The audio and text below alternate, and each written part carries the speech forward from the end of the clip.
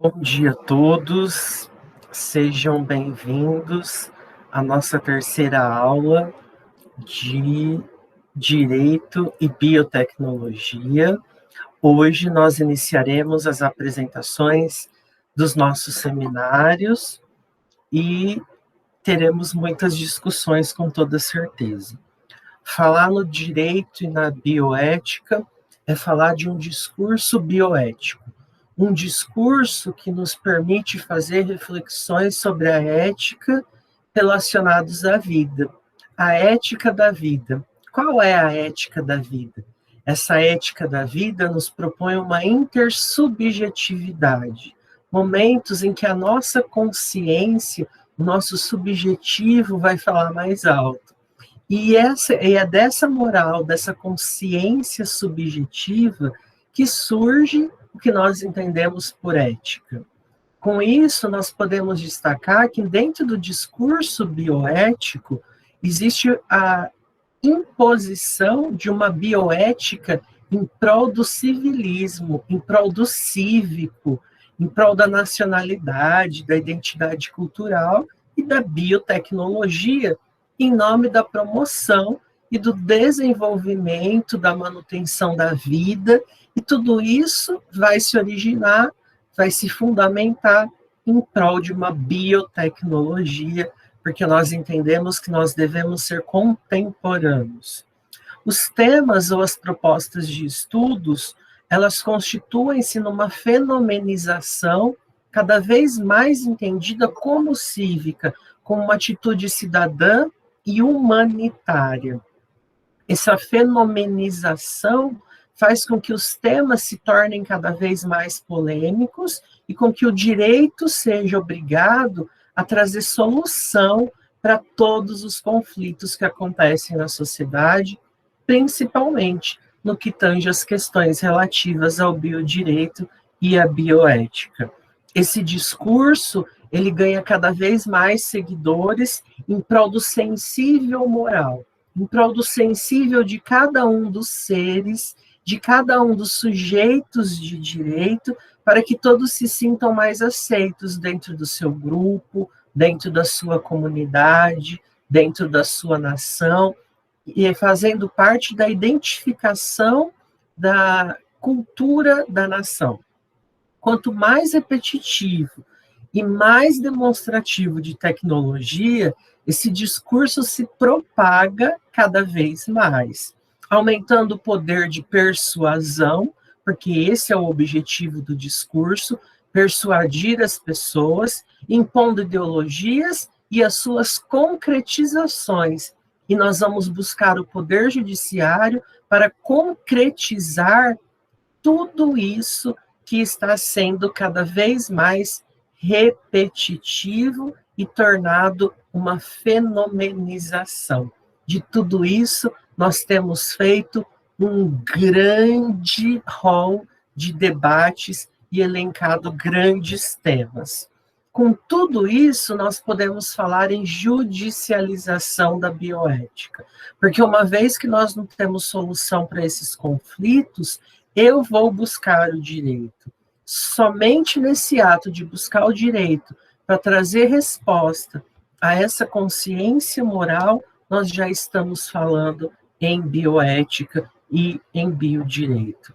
E o que é a judicialização? A judicialização é o levar ao conhecimento do judiciário uma matéria que ainda não foi resolvida, como deveria pelo Poder Executivo ou pelo Poder Legislativo. Judicializar é nada mais do que o ato de buscar o Poder Judiciário para a solução de um conflito. Entretanto, a expressão ganhou destaque nos últimos anos. Hoje, tem um significado mais amplo, que pressupõe um grande volume de ações judiciais relacionadas a uma determinada causa ou a um determinado assunto ou ramo do direito, tal como a bioética.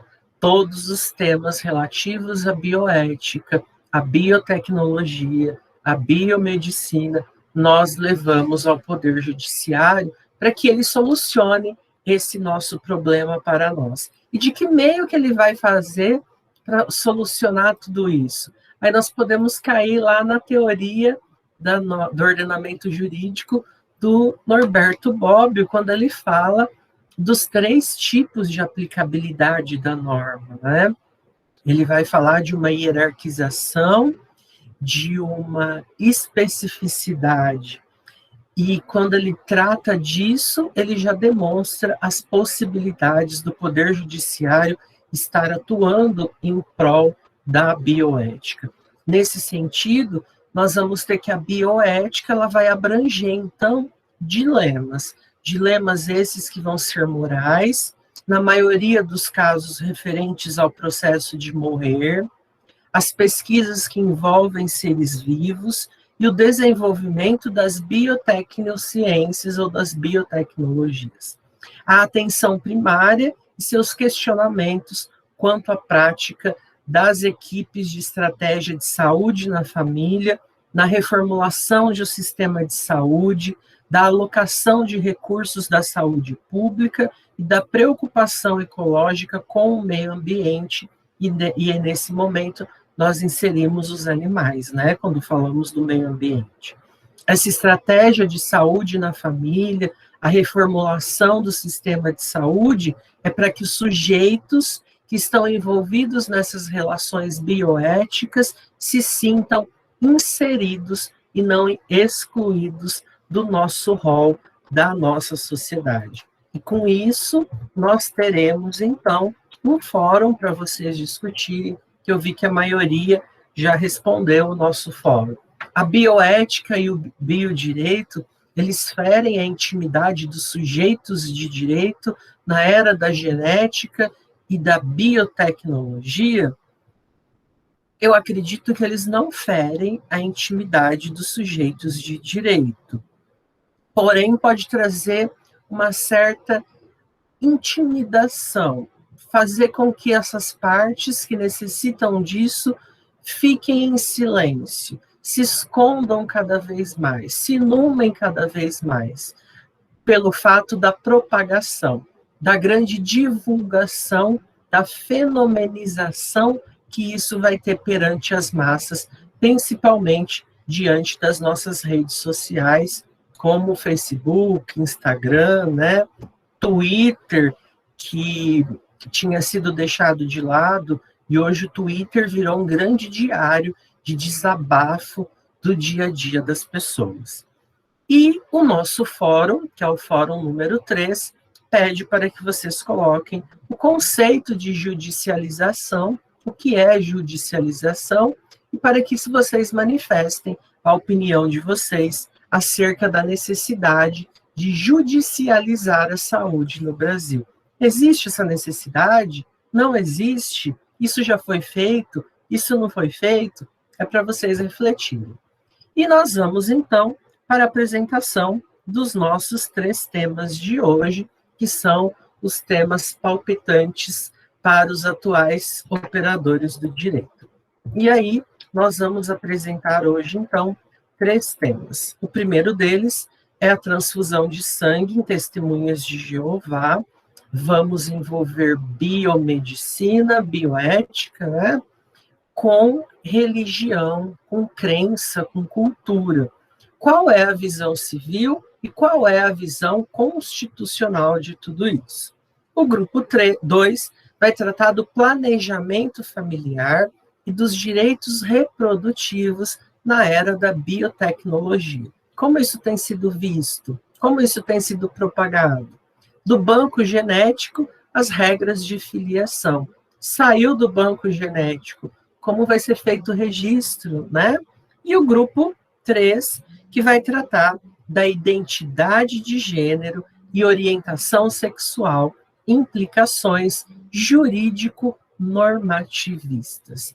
Dentro da identidade de gênero e da orientação sexual, nós temos algumas implicações jurídicas e o ordenamento jurídico deve estar pronto para nos trazer algumas respostas que sejam pertinentes e exclusivistas, inclusive no que tange a essa temática. Então, eu gostaria de convidar o grupo 1 para que se manifestasse Ele é composto pelo Adson, pela Diane, pelo Eduardo e pela Tainara. Podem ficar à vontade. Cerca de 20 minutos. Vamos tentar não extrapolar, para não ficar cansativo. Sim. Bom dia, professor. A Tainara, ela tá tentando entrar na aula agora, porque ela tá com problema no notebook, então ela tá entrando pelo celular. Aí, ela acabou de entrar. A gente já vai iniciar, tá? Oi, professor. Tava com problema para entrar aqui, mas eu entrei pelo celular. Acho que deu certo.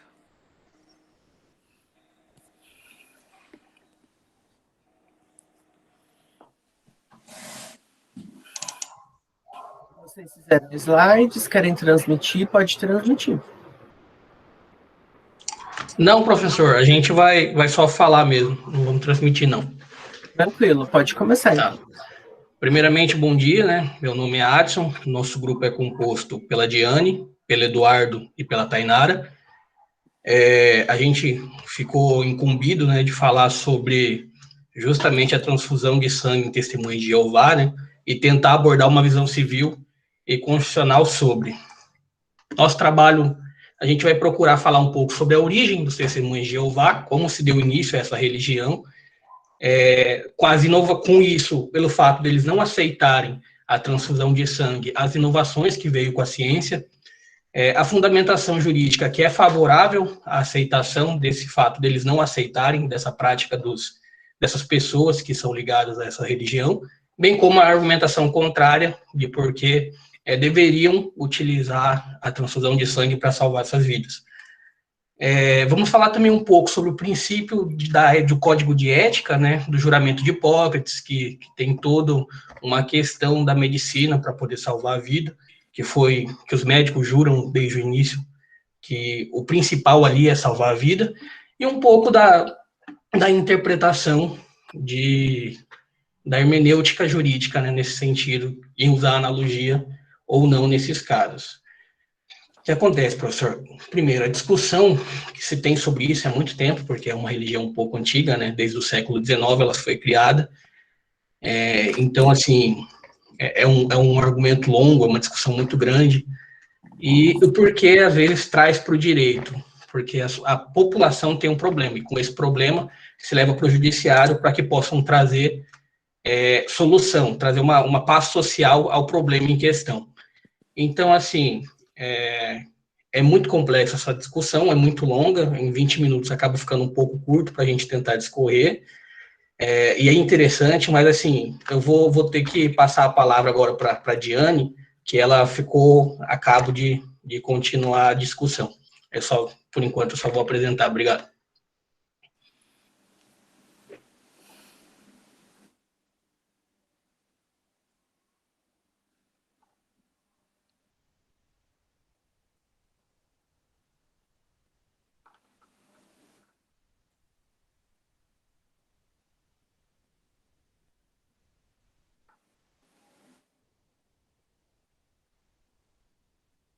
A Diane tá na aula, inclusive.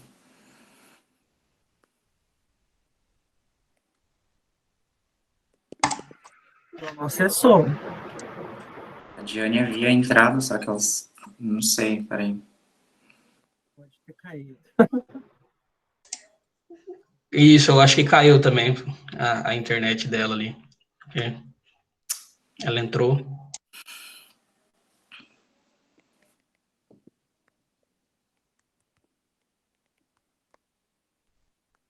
Podem continuar. Se ela entrar, a gente volta.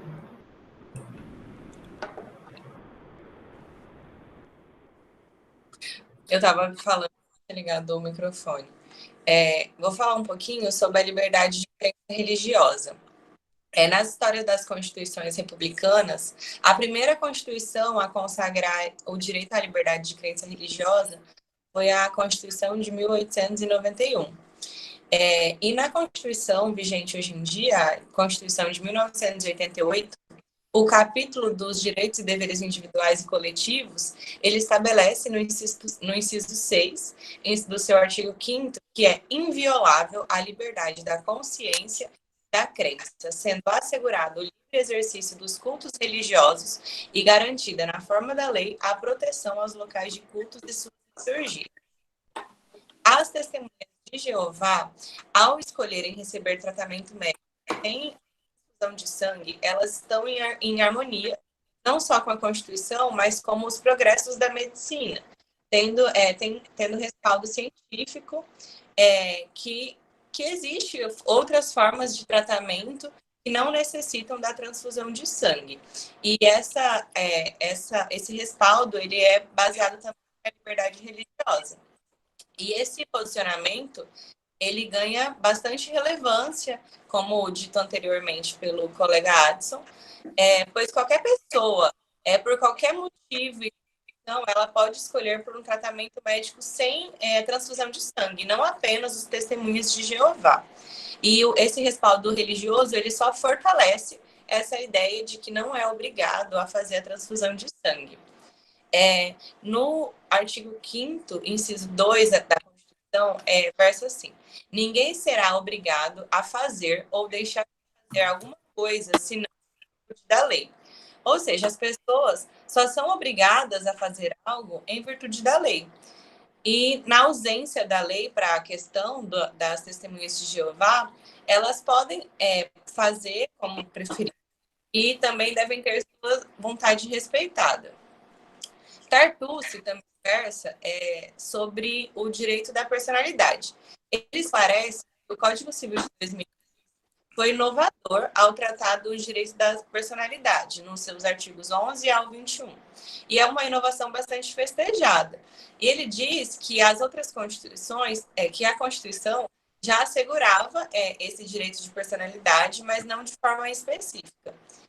Então, ele declarou que os direitos da personalidade são os direitos subjetivos da pessoa, de defender o que lhe é próprio, ou seja, a sua integridade física, a sua integridade intelectual e a sua integridade moral. Com isso, fica evidente, né, que a testemunha de Jeová, ela pode se fundamentar no direito da personalidade, trazido pelo Código Civil, para recusar o tratamento por meio da transfusão de sangue. Porque só cabe à própria pessoa decidir o que lhe é inerente a ela, né?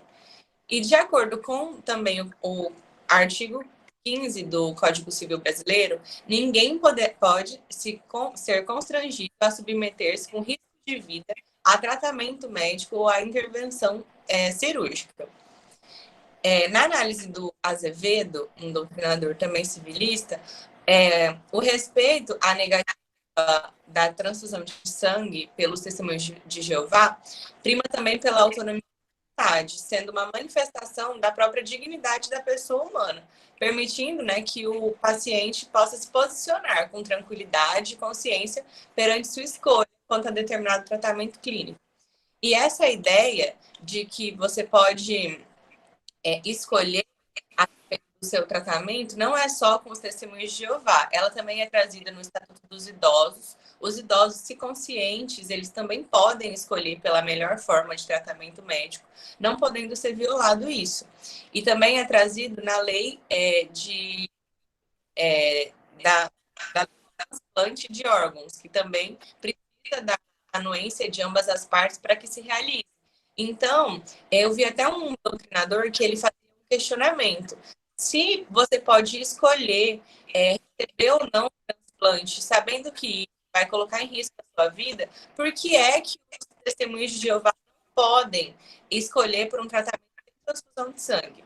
E ele na resposta, ele dizia que acaba sendo mais uma questão de tolerância religiosa do que, de fato, com a preocupação com o paciente. Porque se eu posso, que não sou testemunha de Jeová, posso escolher não receber um órgão num transplante e colocando assim em risco a minha vida, por que é que o testemunho de Jeová não pode escolher não fazer a transfusão de sangue?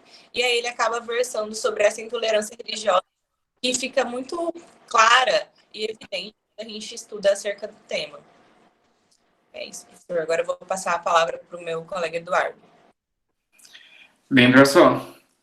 Frente aos fundamentos apresentados, favoravelmente à negatória da realização da transfusão de sangue por testemunho de Jeová, frente a toda essa fundamentação de autonomia, de crença religiosa, temos, por outro lado, a fundamentação que engloba a autonomia do profissional de medicina no exercício de sua função e acerca da responsabilização e compromisso desse profissional. Nisso, nós temos a resolução número 2232 de 2019 do Conselho Federal de Medicina, em que esse estabelece as normas éticas para a recusa terapêutica por pacientes. A elaboração dessa resolução, ela considerou a Constituição Federal, no que tange a dignidade da pessoa humana, considerou também o Código Penal, em seu artigo 146, parágrafo 3º, inciso 1º, em que exclui a tipicidade da conduta nos casos de intervenção médica sem o consentimento do paciente frente ao iminente perigo de morte. Considerou também o Código Civil, no que se trata acerca da relação da capacidade civil, autonomia do paciente e abuso de direito. Tem também embasamento no ECA, na Lei 10.216, que assegura direito e proteção às pessoas com transtornos mentais, e, obviamente, o Código de Ética à Medicina. Em resumo, essa resolução, ela traz que a recusa terapêutica, ela é um direito do paciente a ser respeitado pelo médico, desde que esse informe os riscos e as consequências dessa decisão, observando também a capacidade civil e lúcida do paciente. É direito médico também a objeção de consciência. O que é essa objeção de consciência? O médico ele pode se abster de um atendimento diante da recusa diante dessa recusa. Traz também acerca das situações de urgência e emergência. Essas situações de urgência e emergência, elas caracterizam o iminente perigo de morte. Ou seja, nesses casos, o médico ele deve adotar todas as medidas necessárias e reconhecidas para preservar a vida do paciente, independente da recusa terapêutica. Ademais, a questão de protocolos a ser seguidos pelos médicos nos hospitais, em casos que haja a discordância insuperável entre o médico e o representante legal, ou então assistente legal, familiares, paciente, incapaz, quanto à terapêutica proposta, que no caso é a transfusão de sangue, o médico ele deve comunicar às autoridades competentes, tanto o Ministério Público, quanto a polícia, quanto o Conselho Tutelar e etc., visando sempre o melhor interesse do paciente.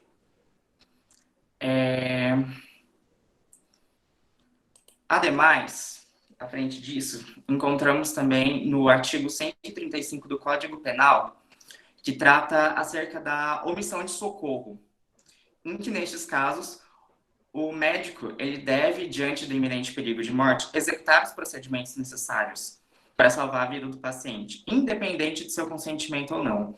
Vários tribunais já se posicionaram a favor do médico, ou seja, em favor da vida do paciente. A maior parte da doutrina majoritária, né, diz que não há a necessidade de intervenção judicial, pois o profissional de saúde ele tem o dever de, havendo esse iminente perigo de vida, empreender todas as diligências necessárias ao tratamento do paciente, independente do consentimento dela ou de seus familiares. Trazendo para a bioética, a colisão de direitos fundamentais ela é entendida quando, num caso concreto, existem um ou mais direitos consagrados pela Constituição em colisão um com o outro. Isso é, um direito fundamental interfere diretamente no âmbito de proteção do outro. Temos aqui a autonomia da crença religiosa frente à autonomia profissional do médico no exercício de sua função. Temos aqui dois princípios muito importantes na bioética, que é o princípio da autonomia, o primeiro, que significa que o indivíduo é quem decide aquilo que é bom para si e para o seu bem-estar. Nada pode ser feito sem o seu consentimento pessoal ou do seu representante. embora fique evidenciado, depois de todo esse exposto, o respeito médico pela vontade, pela autonomia do paciente ou seu representante, existem 3 situações em que a responsabilidade pela decisão é transferida para o médico. Quando, em caso de emergência, o paciente não tiver a capacidade de decidir acerca do tratamento necessário, quando, diante da incapacidade do paciente, não existir o representante legal, e quando o paciente renunciar em decidir ou manifestar sua vontade.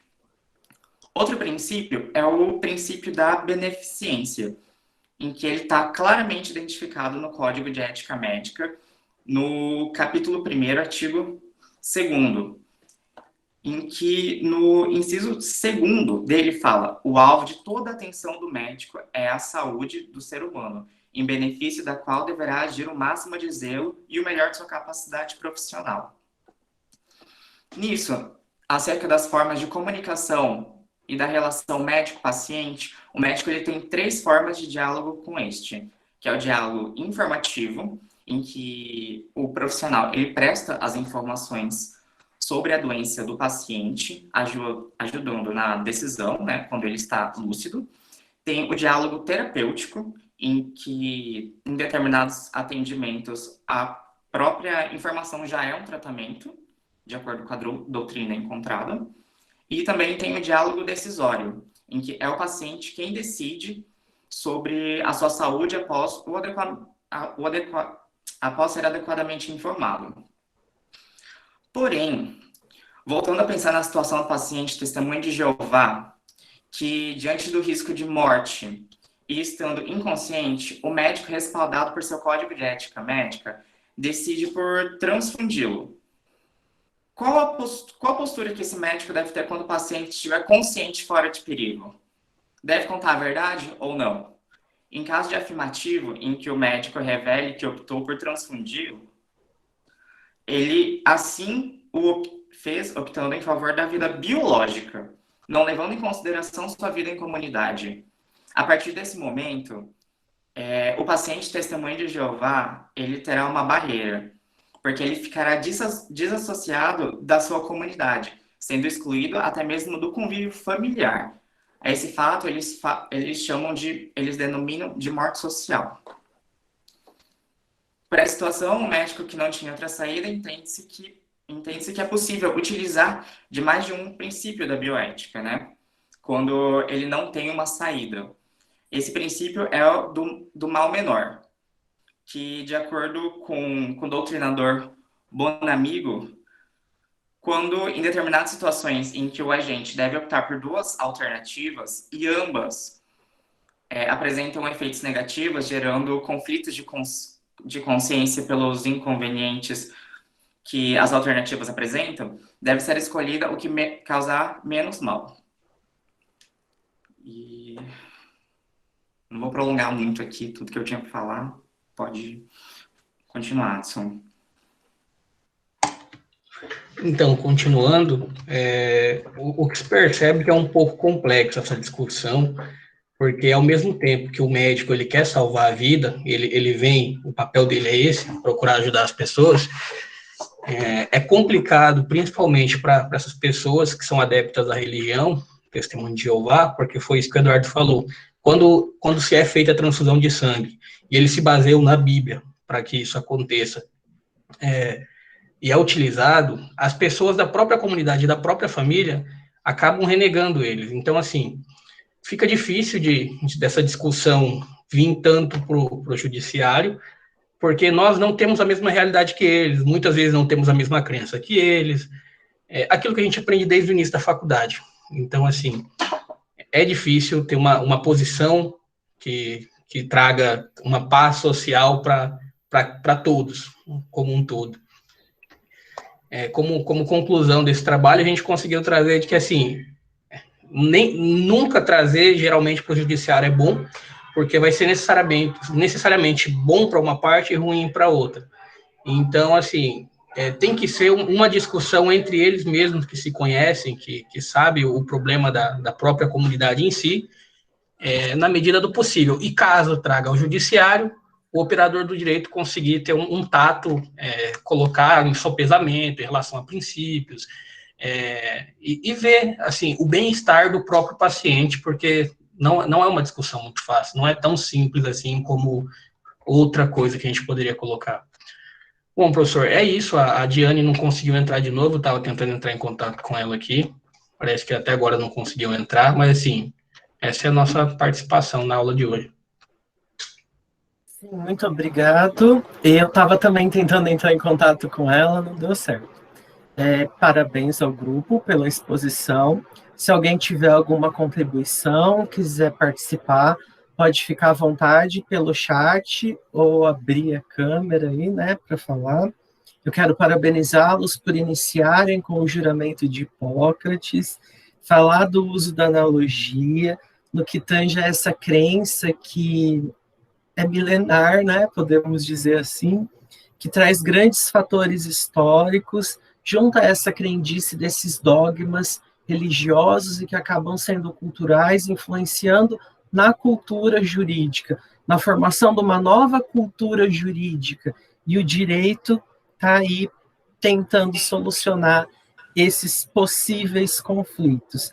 Quando vocês tratam da liberdade religiosa, com a Tainara ressaltando os pontos aí dos direitos individuais e coletivos, a relação da ética jurídica com o conflito da ética da medicina, né? Então, nós vamos ter o conflito de normas, que o Norberto Bobbio dizia na teoria do ordenamento jurídico, que sempre dentro do nosso sistema nós vamos ter um conflito de normas, nós vamos ter que buscar uma solução. Estamos diante de um conflito de normas éticas. É a ética médica do lado, com a ética jurídica do outro, e nós no meio sem saber que rumo tomar. E esses conflitos nós vamos buscar nos pautar na vontade dos sujeitos de direito, né? Mas nem sempre essa vontade do sujeito de direito pode ser atendida, porque ou ela afronta a ética do médico, ou ela afronta a nossa ética jurídica enquanto profissionais do direito. Então, vocês trouxeram pontos muito importantes para toda essa discussão, ressaltando a resolução do Conselho Regional de Medicina, que também foi muito importante. E aí, na opinião de vocês, deve prevalecer a vontade do paciente ou deve prevalecer a vontade da pessoa que é especializada nisso? Prevalece a vontade do paciente ou a do médico? O que vocês pensam? É uma pergunta subjetiva, tá? Não é nada técnico, até porque nós não vamos ter essa resposta. Cada caso é um caso. O que vocês acham?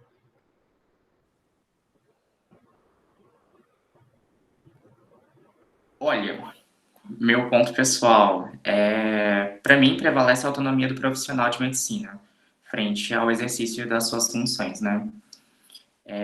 Visando sempre o direito à vida.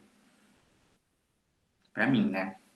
É uma questão muito, muito longa, eu demorei bastante, eu li bastante sobre as resoluções, a evolução dessa resolução da medicina, porque a primeira resolução que tratava acerca dessa recusa terapêutica era de 1980, antes da nossa atual Constituição. Então, as referências que ela fazia, o embasamento que ela tinha, era totalmente diferente de 2019, que revogou esse de 1980. Então, pelo que eu consegui acompanhar, eu sou mais para o lado da autonomia do profissional, da medicina. E aí, Alex? Eu também concordo com o Eduardo. Eu sou a favor da autonomia, porque assim, não do paciente muitas vezes, mas do próprio profissional. Porque nós, né, assim como passamos 5 anos numa faculdade de Direito, para procurar entender mais ou menos como funciona as normas e tentar trazer uma direção para aquelas pessoas que não têm tanto conhecimento, a mesma coisa o médico. Ele passa 6, 7 anos estudando, procurando trazer um conhecimento muito grande, vasto, né, para poder trazer o melhor para a sociedade. Tá certo que às vezes nem sempre é isso que acontece, Mas, assim, a via de regra é isso. Então, o médico, assim, por mais que nós não queiramos, o médico sabe aquilo que é melhor para o paciente. Cada caso é um caso, o médico sabe aquilo que aquele determinado caso clínico necessita. Então, é complexo, né? Mas eu também vou de encontro com o pensamento do Eduardo, que a vontade do médico, assim, o conhecimento dele, né, e aquilo que ele coloca deveria prevalecer. Tainara, quer dizer algo?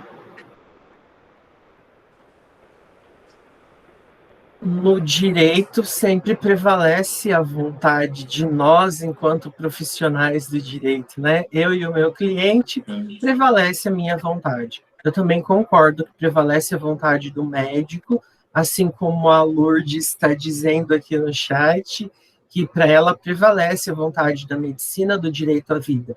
Assim como o médico preza pela vida, nós, enquanto profissionais do direito, também vamos prezar pela vida. A todo instante nós estamos cuidando da vida de alguém, solucionando um conflito, né? Seja ele o tipo que for. Muito obrigado pela exposição de vocês, parabéns.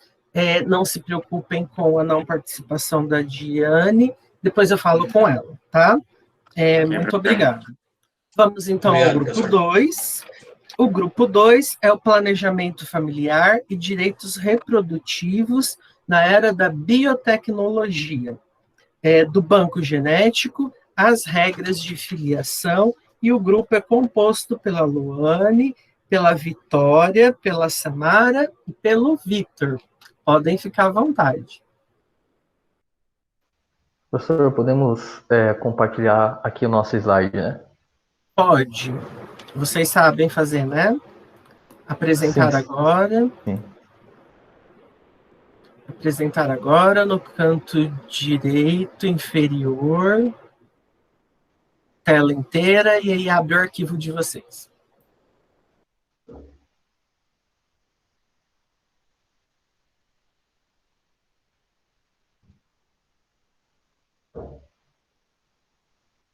Tá aparecendo para vocês aí?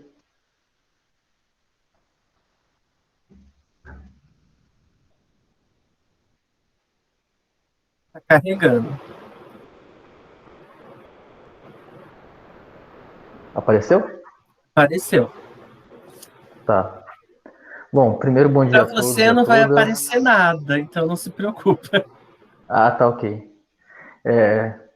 Nosso grupo ficou responsável pelo tema Planejamento Familiar e Direitos Reprodutivos na Era da Biotecnologia, do Banco Genético às Regras de Filiação. O grupo é composto pela acadêmica Luane Gonçalves, Samara Vasconcelos, Vitória Cardoso e eu, Victor da Cruz.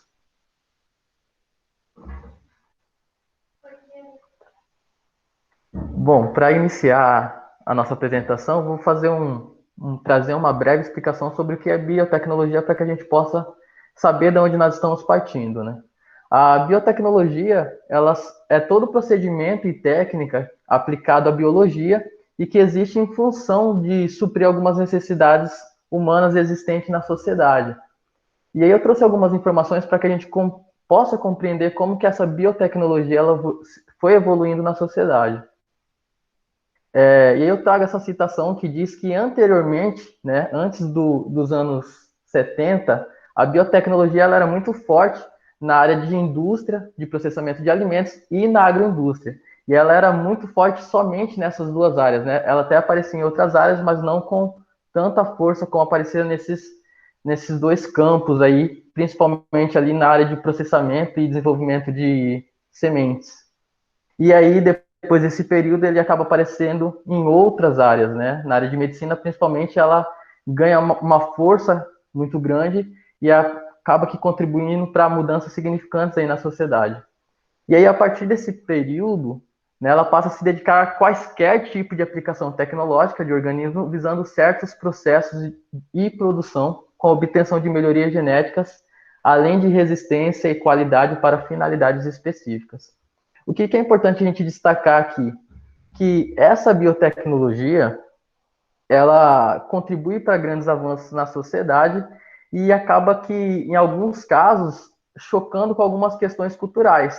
Inclusive, a biotecnologia, junto com ela, vem a necessidade de alguns estudos, como a própria bioética, né, o biodireito, para tentar compreender aí e ajudar a sociedade, né, como o professor já disse, como a missão da bioética, ajudar a sociedade numa participação racional nessa evolução tanto cultural quanto biológica.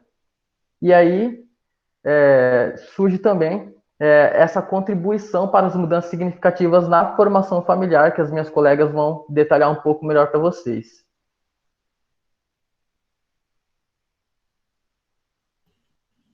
Bom dia, me ouvem bem? Sim. Obrigada.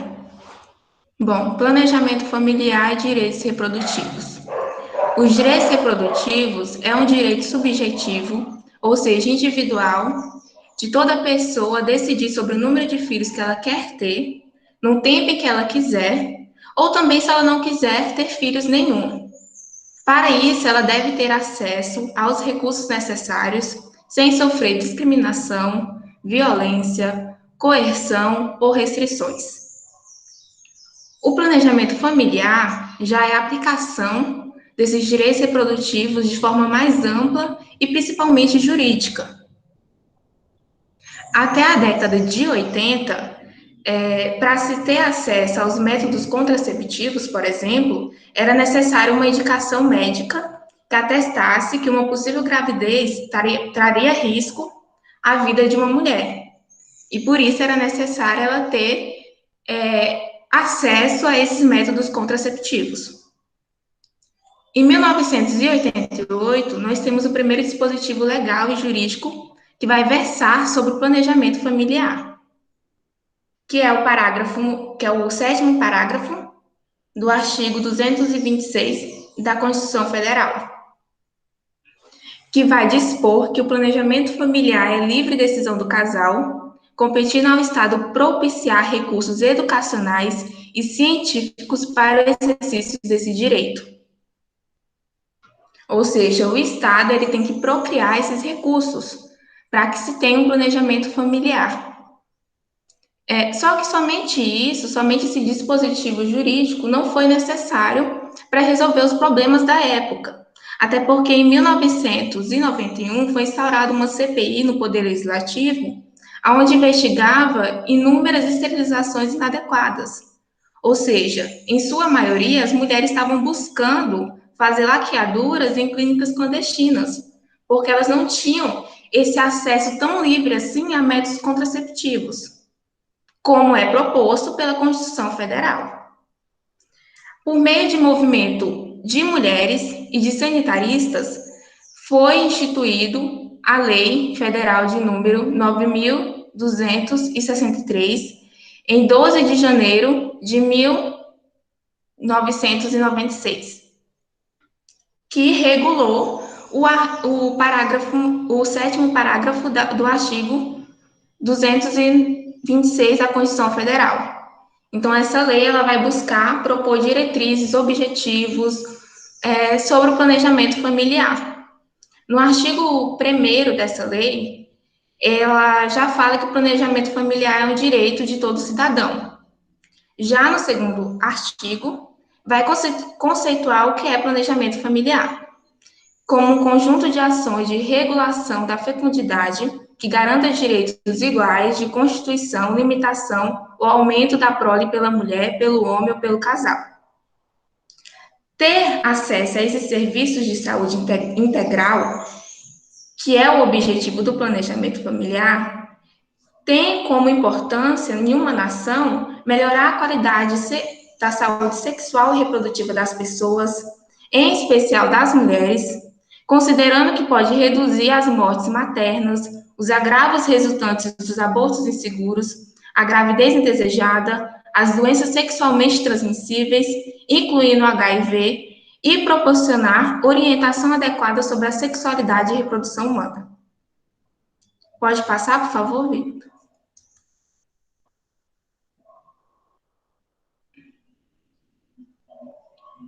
Vitor? Obrigada. É no 3º artigo da lei que a gente vai ter que tudo isso, todas essas ações de planejamento familiar, compete ao Sistema Único de Saúde, o SUS. Então, ele que vai ofertar e regular essas ações em toda a sua rede de serviço. Quais são essas ações? Assistência quanto à utilização de métodos contraceptivos, orientações quanto à concepção, atendimento pré-natal, assistência ao parto, pós-parto e ao recém-nascido, assistência ao controle de doenças sexualmente transmissíveis, controle e prevenção de cânceres cérvico-uterino, de mamas, próstata e pênis. Se essas ações forem ofertadas por uma instituição privada, seja ela filantrópica ou não, essas ações também devem ser fiscalizadas e reguladas pelo SUS dentro dessas instituições privadas. Uma dessas ações mais conhecidas é o oferecimento de métodos contraceptivos gratuitamente pelo SUS, que é a pílula, a mini pílula, o hormônio injetável mensal, o hormônio injetável trimestral, pílula do dia seguinte, diafragma, DIU, preservativos e as esterilizações, que são a laqueadura e a vasectomia, que é também regulada pela Lei de Planejamento Familiar, no qual ela vai dizer quem deve fazer as esterilizações, com qual idade, quantos filhos devem ter, e é um dos pontos polêmicos que eu acredito que vai ser tratado pelo grupo 10, que vai falar sobre a laqueadura. Agora eu passo a palavra para o próximo integrante.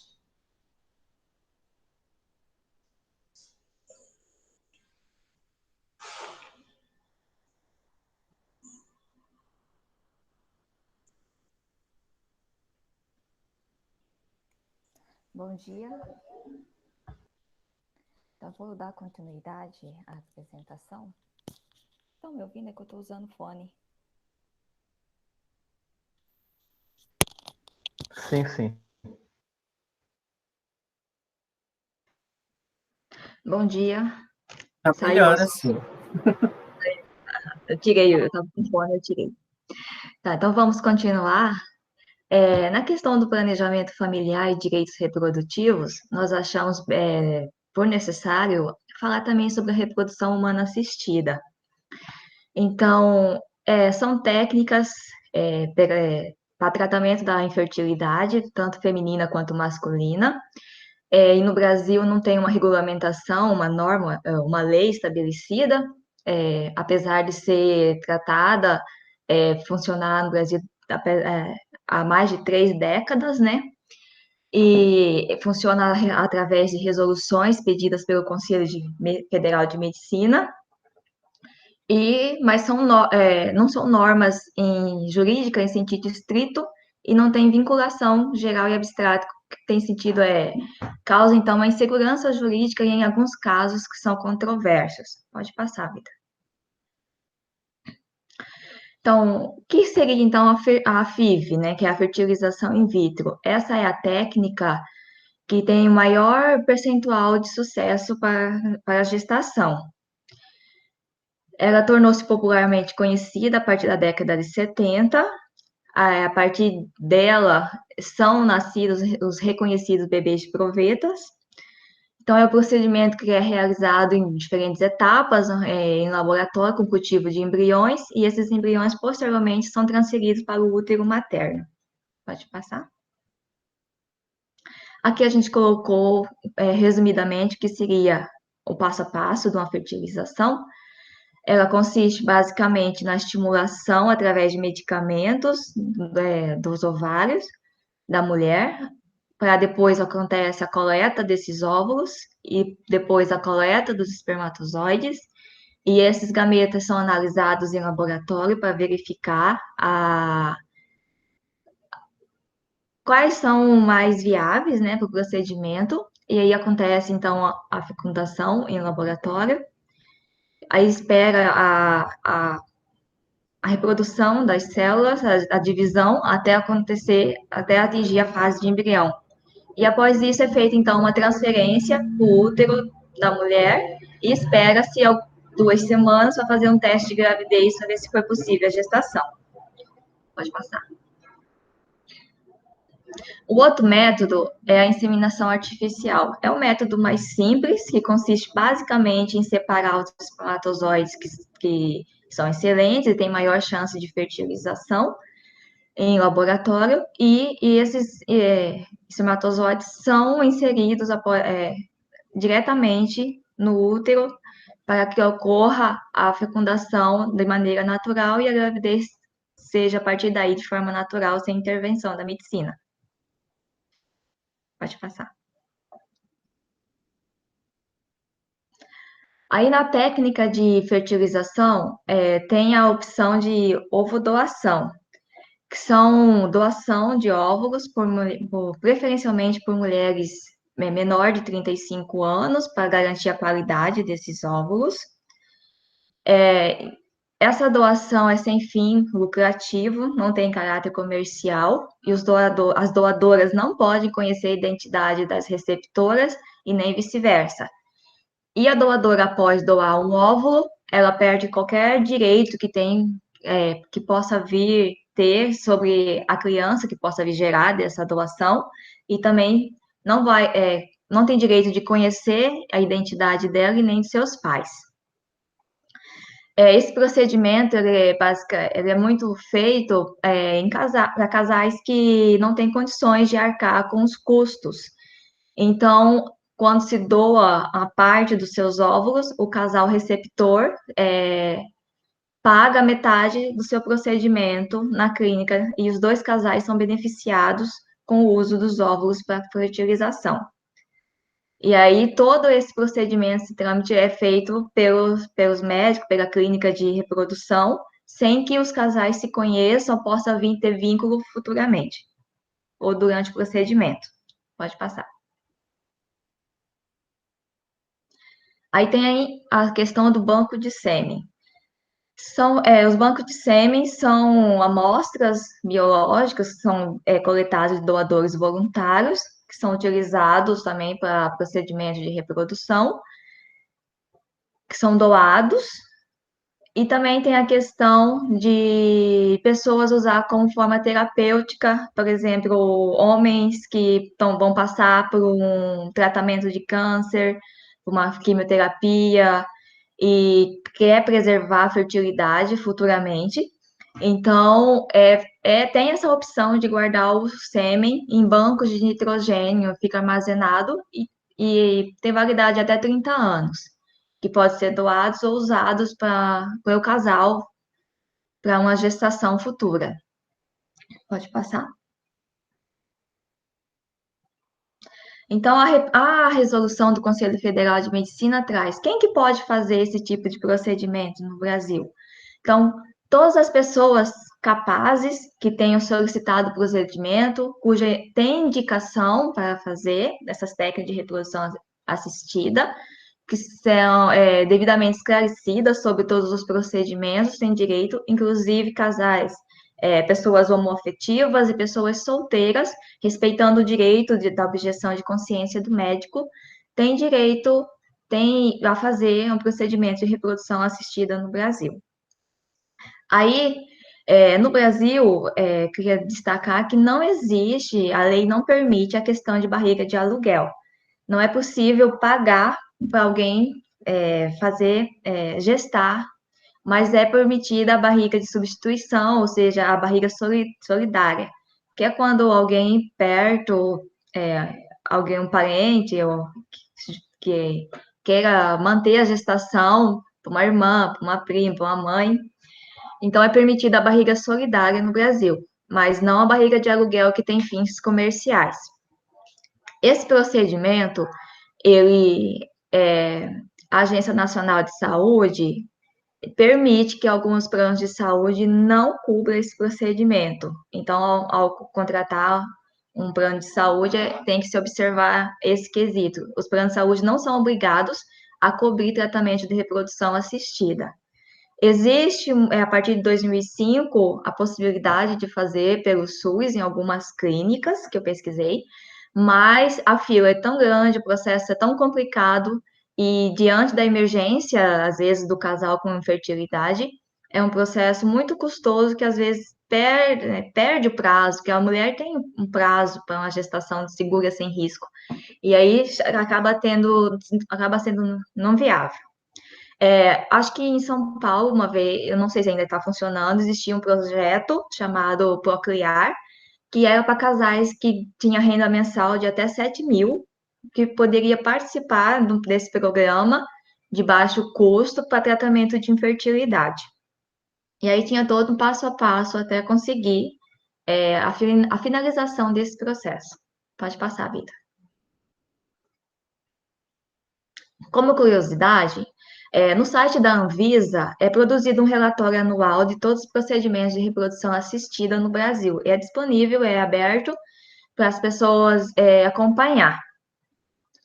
Então, a gente verifica o crescimento que tem da criação, né, feito desses processos de reprodução assistida no Brasil, que em 2012 a gente tinha 32.181 embriões congelados por ano, e passou para 100 mil, mais de 100 mil no ano de 2019. Isso significa que as técnicas de reprodução assistida têm aumentado muito no país. Então, no último ano, né, em 2019, houve um aumento de 13% no número de embriões congelados em relação a 2018. Pode passar? Aqui eu destaquei o estado de Mato Grosso, que aqui mostra todas as clínicas, estabelecimentos. Então, em 2019, Mato Grosso tinha 3 estabelecimentos que tratavam a respeito com o procedimento de reprodução assistida, nos quais houve 723 transferências de embriões para possíveis gestações e um descarte de 1.042 embriões. Pode passar? Aí a questão geralmente na reprodução assistida sobra-se embriões, e então a resolução traz que os embriões excedentes eles serão congelados por 3 anos. A partir daí, os pais têm o direito de doar para pesquisa, para célula-tronco ou pesquisas embrionárias, ou manter congelado para futuras gestações. Então, a partir de 2013, os números que aparecem nos relatórios da Anvisa são realmente dos embriões que foram destinados à pesquisa. Então, a gente tem uma tabela aqui, que eu trouxe do site da Anvisa, que mostra que a redução da doação desses embriões, tanto que em 2019 foram apenas 22 embriões doados, em 2018 apenas 18 embriões foram doados para a clínica de pesquisas com células tronco embrionárias. Pode passar? Aí a gente fez uma relação a respeito da reprodução assistida com o biodireito. Com qual as polêmicas levantadas a respeito dessas técnicas? Então, as polêmicas giram, né, em torno do destino da produção dos embriões excedentários, que são aqueles que, após a gestação, o casal conseguiu seu filho, a sua gestação, e o restante dos embriões. O que fazer com os restantes dos embriões, uma vez que muitos casais não desejam ter mais filhos, né? E aí tem uma discussão acerca dos limites, né, taxativos, da superprodução, que seria talvez em escala mercantil, disfarçadamente, ou as clínicas estariam relacionadas aos altos custos, né, aos lucros, né, relacionados ao tratamento de criopreservação, que é a preservação, o congelamento desses embriões, uma vez que não é permitido o descarte nos primeiros 3 anos.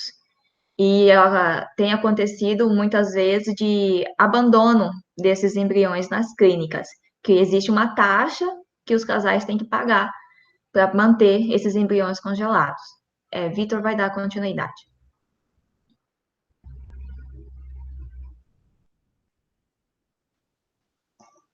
E aí nós trouxemos aqui um breve exemplo real, né, de situações que são conflitantes.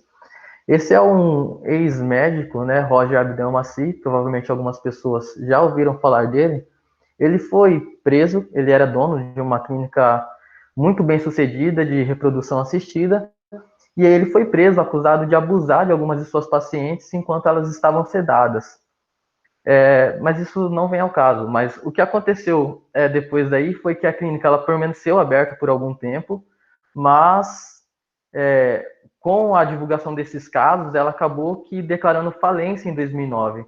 E aí nós fomos buscar na internet, né, alguns dados sobre o que aconteceu com esses embriões. E aí não há nenhuma informação de livre acesso na internet que diz respeito sobre a finalidade, o fim que levou esses embriões, né? Então é uma coisa que, né, a falta de regulamentação jurídica talvez poderia dar uma orientação um pouco mais eficaz para o fim desses embriões que não tem um fim certo a partir do que aconteceu com essa clínica. Então, é só para a gente levantar algumas questões conflitantes que existem a partir desses procedimentos. E agora, acredito que a Vitória vai dar continuidade. Bom dia. Eu vou falar agora sobre filiação no Brasil. No dicionário, filiação significa a ligação entre um indivíduo e seu pai e sua mãe. Já no que se refere ao ordenamento jurídico, o direito da família brasileira atualmente reconhece 3 tipos de filiação, que é a filiação biológica, a filiação civil e a filiação socioafetiva. Pode passar. A filiação biológica, também conhecida como filiação natural, tem sua origem na consanguinidade, ou seja, é a relação do indivíduo com aqueles que lhe deram a vida. Inclui nesse tipo de filiação biológica tanto os filhos provindos de uma relação sexual, quanto os filhos também provindos também de uma inseminação artificial homóloga ou fertilização in vitro. Já a filiação civil é aquela filiação dada por meio da adoção. Pode passar. E a filiação socioafetiva é o reconhecimento jurídico que se dá da maternidade ou paternidade com base no afeto. Ou seja, é quando uma mulher ou um homem cria uma criança, um adolescente, mesmo que essa criança ou esse adolescente não seja filho de sangue dessa pessoa. Então, eles têm um reconhecimento jurídico de uma filiação socioafetiva. No artigo 1593 do Código Civil vão estar explícitos esses três tipos de filiação. E é importante lembrar também que no artigo 1596 do Código Civil vai dizer o seguinte: os filhos, havidos ou não da relação de casamento ou por adoção, terão os mesmos direitos e qualificações, proibidas quaisquer designações discriminatórias relativas à filiação. Então, não pode haver discriminação entre os filhos adotivos, os biológicos e os socioafetivos. Pode passar. Agora eu vou falar um pouquinho sobre a reprodução assistida pós-mortem. Como acontece essa reprodução assistida pós-mortem? É quando uma viúva decide fazer uma inseminação artificial com o sêmen do seu marido já falecido. Por mais que essa técnica esteja se expandindo cada vez mais, a lei brasileira ainda apresenta diversas lacunas a respeito ao direito de suceder do concebido pós-morte. Diante desse fato, a única norma que trata a respeito desse assunto é o artigo 1597, inciso 3º do Código Civil, onde se vai presumir a filiação na constância da família aos filhos havindos por fecundação artificial homóloga, mesmo que falecido o marido. Ainda em relação ao direito de suceder, esses nascituros, né, os nascidos pós-mortem, é um assunto que tem muita antinomia no ordenamento jurídico.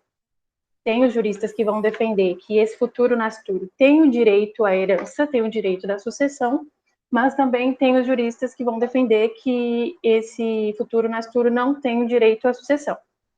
Maria Helena Diniz, por exemplo, ela vai dizer que o futuro nascituro não tem direito à sucessão, não vai ter direito à herança do pai, pelo fato de a concepção dele ter sido efetivada após a morte do pai. E no artigo 1798 do Código Civil, vai dizer o seguinte: ele vai legitimar suceder as pessoas nascidas ou já concebidas no momento da abertura da sucessão, ou seja, no momento em que o pai falecer.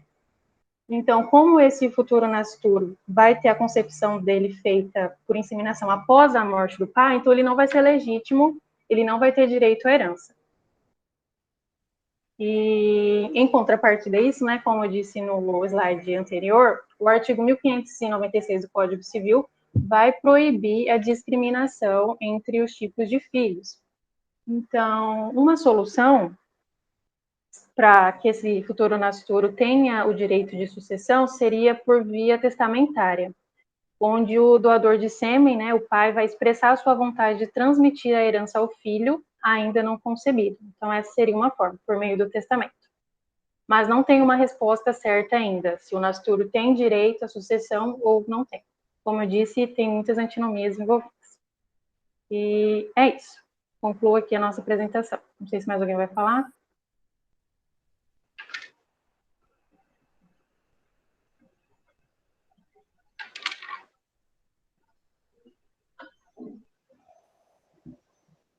Muito obrigado ao grupo pela apresentação. Foi muito importante vocês iniciarem trazendo esse conceito da biotecnologia relativa à indústria, à agroindústria, e que isso hoje acaba trazendo consequências na nossa alimentação, que vai ser tema de um dos grupos também, né? E quando tratamos do planejamento familiar, ele é meio que tradicionalista, né? Ele quer continuar seguindo com alguns padrões que a sociedade aceita como sendo corretos, como sendo morais, né? E isso acaba trazendo algumas discussões e alguns conflitos no nosso dia a dia. Esse planejamento familiar tradicionalista, ele vai ter um amparo simplista, né, pelo ordenamento jurídico, pelo Estado, tanto quanto pela sociedade, e aí foi muito importante quando vocês trouxeram o artigo 226, parágrafo 7º, a Lei 9.263, de 93, trataram da reprodução assistida, e da fertilização in vitro, que tem ocorrido muito, né, no nosso dia a dia. A ovodoação, os capacitados ao procedimento, segundo a resolução 2121 de 2015, e quando trataram da barriga solidária, que é permitida no Brasil, enquanto a barriga de aluguel não é aceita pelo fato de ser uma forma de comércio, mas nós sabemos que existe esse comércio clandestino, né, e nós não temos como estar coibindo isso. Os tipos de filiação e as regras no Brasil com relação ao direito de sucessão aí pós-morte.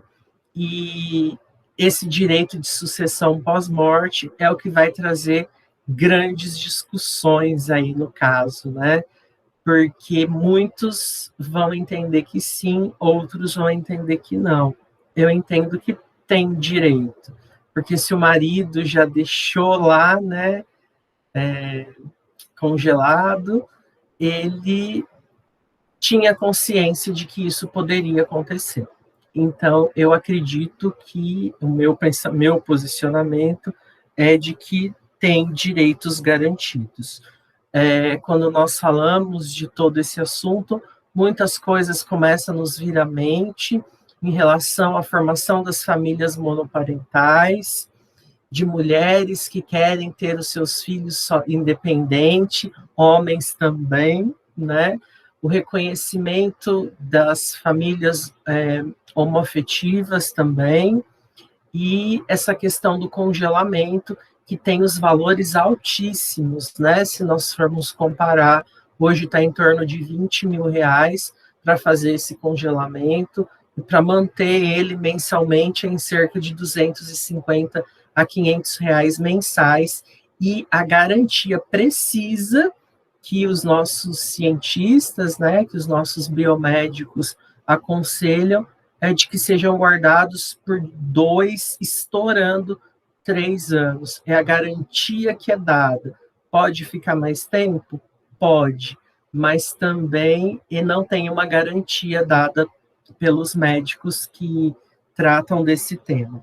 Então, foi muito importante a exposição de vocês. Muito obrigado. Se alguém tiver alguma contribuição, estamos à disposição aí, fiquem à vontade. Vocês estão muito quietos hoje. Estão presentes, de verdade ou só está conectado e o corpo está ausente, né? Está conectado na alma e o corpo está ausente. Está todo mundo muito quietinho aí. Então, obrigado, Luane, Vitória, Samara, Vitor, pela exposição de vocês. Ah, Maria está presente, né? Você é me orientando, você tem que dar exemplo, Mer. Vamos ao grupo 3, que vai tratar da identidade de gênero e orientação sexual, implicações jurídico-normativas. É o Cristiano, Giovanni, o Vitor e o Rafael Pinheiro. Olá, querido professor Jefferson, bom dia. O áudio está adequado, professor? A imagem também? Tá tranquilo, sim. Então, beleza, vamos lá, vamos evoluir. O nosso grupo vai falar, como já dito pelo professor, acerca da identidade de gênero e orientação sexual, implicações jurídico-normativas. Me chamo Cristiano dos Anjos, junto comigo estão o Giovanni, o Rafael e o Vitor. E trataremos da questão da seguinte forma. Inicialmente, eu farei uma breve introdução acerca de aspectos conceituais, trazendo o ponto de vista da psicologia sobre a situação. Em um segundo momento, entraremos na questão do direito à identidade de gênero e orientação sexual, em seguida, direito à família, e finalizaremos com o direito à saúde. Tá? Esses 3 últimos itens serão apresentados pelos meus respectivos colegas. Partindo pela questão da equiparação conceitual, eu prefiro chamar dessa forma, porque estamos tratando de um tema que possui uma interface muito interessante entre psicologia e direito. E é fundamental para que a gente é fácil falar sobre direito. Entretanto, a gente está falando de um aspecto que, para a compreensão com propriedade do tema, é importante entender os elementos conceituais que não fazem parte originalmente do direito, né? Que vem da psicologia e da psiquiatria, para que aí possamos ter um nível de compreensão, um nível de apropriação mais rico do seminário, tá? E eu gostaria de iniciar falando um pouquinho sobre psicologia, né? Que é a ciência que estuda as doenças psíquicas. De uma doença que existe há mais de 200 anos, cujo objetivo central é a identificação dos limites entre o que é normal e o que é patológico. E vale se destacar aqui nessa questão que, quando a gente se refere a limites, a gente está falando em limites que são altamente fluidos, porque eles dependem, efetivamente, de questões associadas ao contexto histórico, social, cultural, econômico onde está inserido. Ou seja, mudou esses elementos, então os limites eles também mudam. Né? Algo como um exemplo concreto, a questão da homossexualidade, que era tratada pela psiquiatria como um transtorno já a partir do século XIX, e assim foi tratado até 1964. Eu vou repetir a data. 1964. Ou seja, não tem muito tempo que a homossexualidade era considerada um transtorno mental. Tá? E, naturalmente, em decorrência dessas mudanças, com o tempo, muitos transtornos deixam de existir, mudam de nomenclatura, ou, inclusive, mudam de conceito. Né? E essas mudanças, elas existem como tentativa de adaptar aspectos técnicos e conceituais da psiquiatria e psicologia à realidade. Até porque nós nos apropriamos desse discurso da psicologia e da psiquiatria. Naturalmente, de uma forma extremamente equivocada e preconceituosa. Né? Quem nunca de nós não utilizou expressões da psicologia e da psiquiatria de maneira errada? Eu cito a título de exemplo, quem nunca quis ofender alguém chamou o cara de louco, ou de psicopata, ou a gente utiliza expressões que são também comuns no direito como pedófilo, de uma maneira equivocada. Né? Então, assim, esse processo de adaptação, ele visa combater, dentre outras coisas, o mau uso dessas expressões. Né? Existem órgãos responsáveis por esse processo de desenvolvimento e padronização. Né? Eu vou trazer um deles aqui, que é o principal e o mais antigo, que é a American Psychiatrist Association, que foi o primeiro responsável pelo processo de estudo, identificação do ponto de vista científico E expressão dessas identificações desses transtornos mentais é um documento que virou um manual chamado Diagnostic and Statistical Manual of Mental Disorders, que é o conhecido DSM, que hoje está na versão número 5 e tem como objetivo descrever transtornos, características deles, diagnósticos e inclusive o próprio CID, tá? Para vocês verem como essa questão varia com o tempo, o DSM-5 hoje ele conta com cerca de 400 diagnósticos, mas a sua primeira versão ele contava somente com cerca de 160 diagnósticos. Tá? Partindo agora para outro ponto que eu acho fundamental nessa primeira parte da apresentação, é uma distinção entre o que é normal e o que é patológico do ponto de vista da saúde mental. Tá? A gente pode analisar isso do ponto de vista normativo, onde o normal seria aquilo que está dentro da curva normal. A normal seria o que está no extremo, os extremos. Ou seja, o normal é o que é maioria e o anormal é o que é minoria. E este é um conceito muito utilizado pelo senso comum e muito utilizado pela nossa sociedade. Existe uma tendência da sociedade em tentar julgar anormal aquilo que está fora do que a maioria faz, ou seja, aquilo que está fora do comum.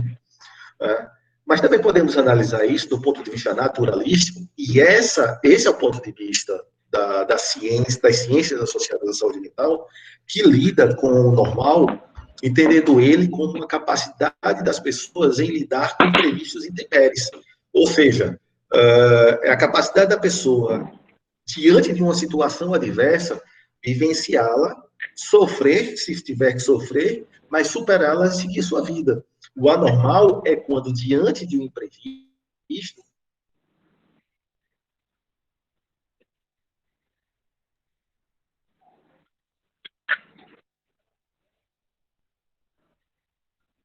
financeiros, relacionamentos interpessoais.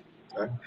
E a nossa sociedade, vale salientar, né, como eu falei anteriormente, ela parte do ponto de vista normativo, e junto a ele, ela tem ainda todo um conjunto de conceitos arcaicos e altamente conservadores, dos quais destaca-se o dualismo sobre o qual ela divide o universo em dois mundos, puramente com base na biologia, ou seja, com base no sexo. Ela divide o mundo em homem e mulher.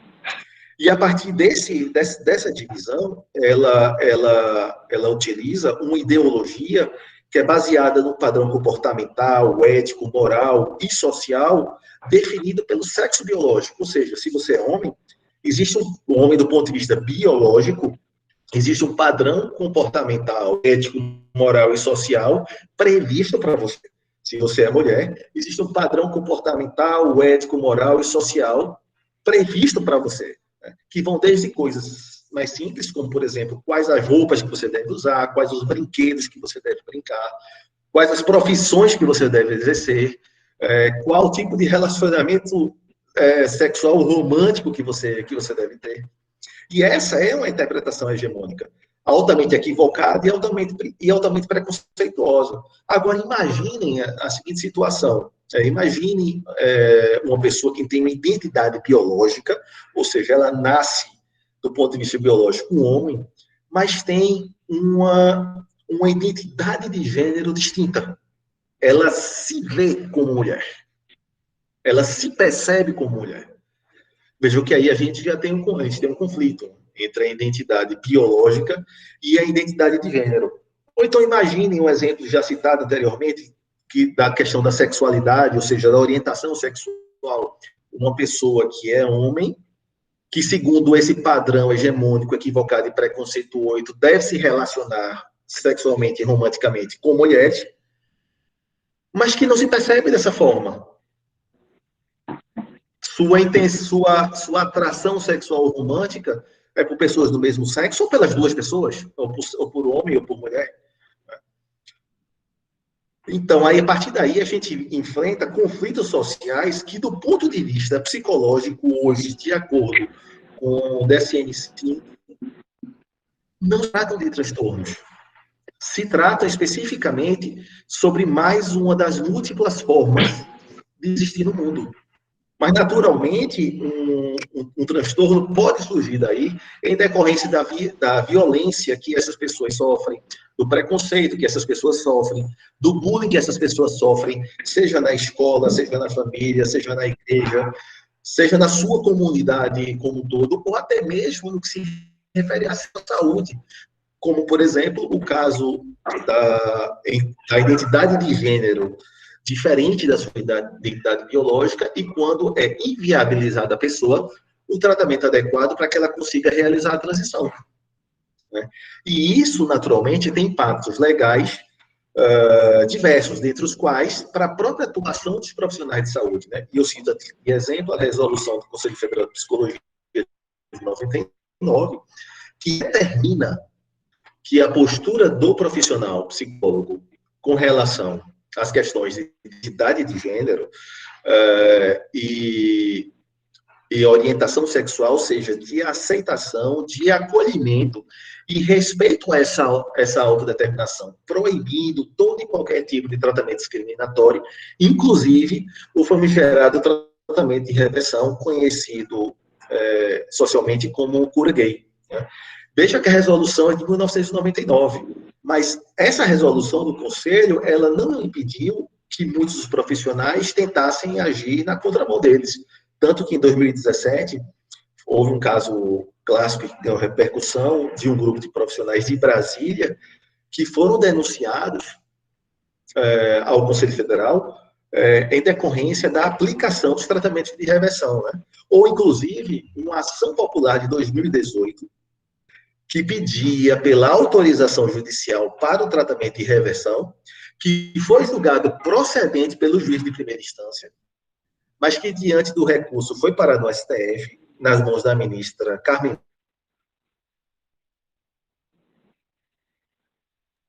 O pedido dessa ação popular.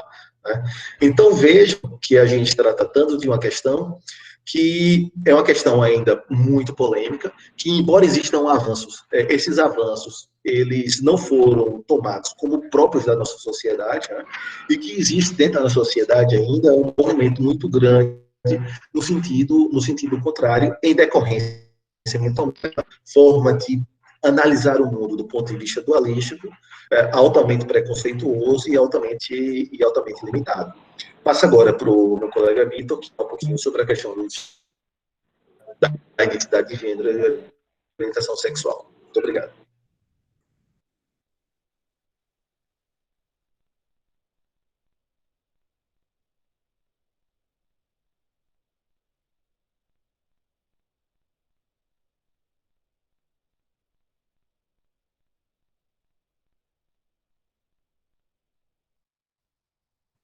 Vitor, com você agora.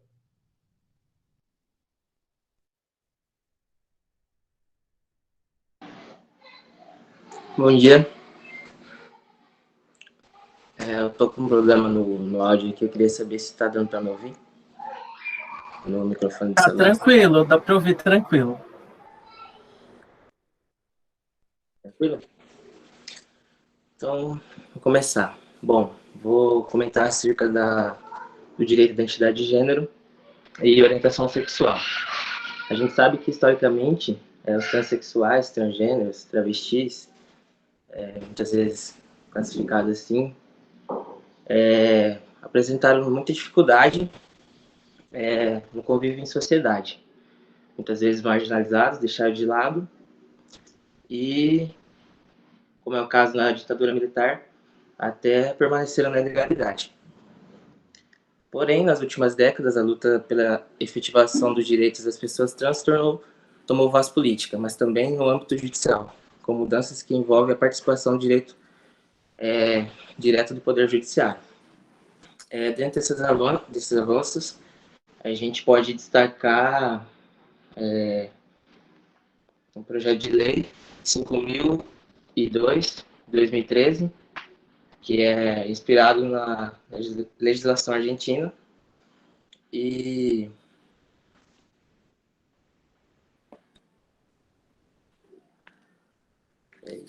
perdi aqui. Enfim, a gente sabe que Deixa eu só achar o parte. Vou fazer, então, primeiro uma abordagem acerca da constitucionalização do direito civil, demonstrando a elevação dos princípios como base na tomada de decisões. Os avanços no legislativo se deram muito graças à humanização do judiciário. A gente tem os avanços nos direitos humanos, que também se torna presente na atual Constituição Federal de 88, que exige a dignidade humana enquanto fundamento da República. A partir disso, como citei os avanços do Poder Judiciário, a gente pode pontuar a questão da cirurgia de transexualização, que atualmente pode ser feita pelo SUS, e a retificação dos nomes. Também em 2014, o Enem passa a permitir a escolha das pessoas. O candidato pode se classificar a partir do seu nome social, da maneira como ele se identifica. E eu queria também comentar acerca do projeto de lei, que já entra na questão dos conflitos com as entidades cristãs, que é o projeto de lei de 122 de 2006. É um projeto que ele foi promulgado por Yara Bernhardt, e ele entra em conflito com as entidades cristãs justamente por essas entidades acreditarem que elas ferem o direito à liberdade religiosa e à liberdade de expressão, uma vez que esse projeto de lei pode incriminar pessoas que se posicionar publicamente e apresentar atitudes homofóbicas. Então, a igreja entra contra esse projeto de lei. E também a questão do transexualismo apresentou muita dificuldade, porque até então, de acordo com a classificação internacional das doenças, de 1993, eles eram classificados como transtorno psicológico. E no artigo que eu li, eles têm essa troca de nomenclatura, deixa de ser um adjetivo, param de falar a substituição do uso da palavra transexual por transhomem e transmulher, que no caso, como é apresentado ali, a palavra transexual tem uma carga discriminativa e conservadora.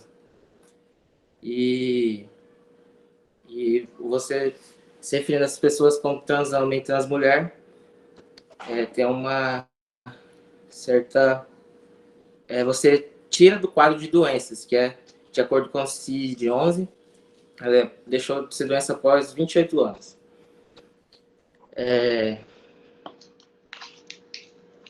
Queria também falar acerca da questão uma lei que foi aprovada, que foi o professor compartilhou no grupo, que as pessoas transgêneras têm o direito de escolha das celas onde elas vão cumprir a pena. E isso é muito graças ao avanço no legislativo, que tem bastante influência pela humanização no judiciário.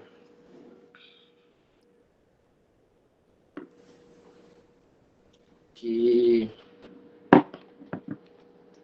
a gente tem isso graças à consequente humanização do judiciário, de acordo com os tratados dos direitos humanos no ordenamento jurídico brasileiro vigente.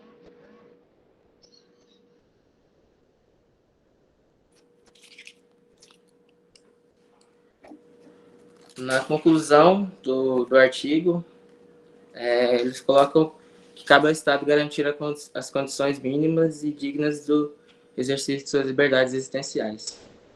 E é basicamente isso a minha parte.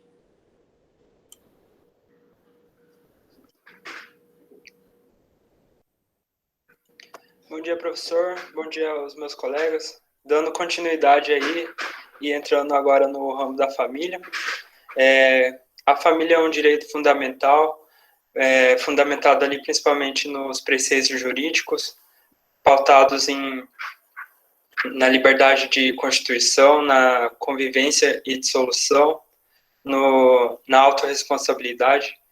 na igualdade restrita de direitos, na igualdade entre irmãos biológicos e adotivos, entre outros.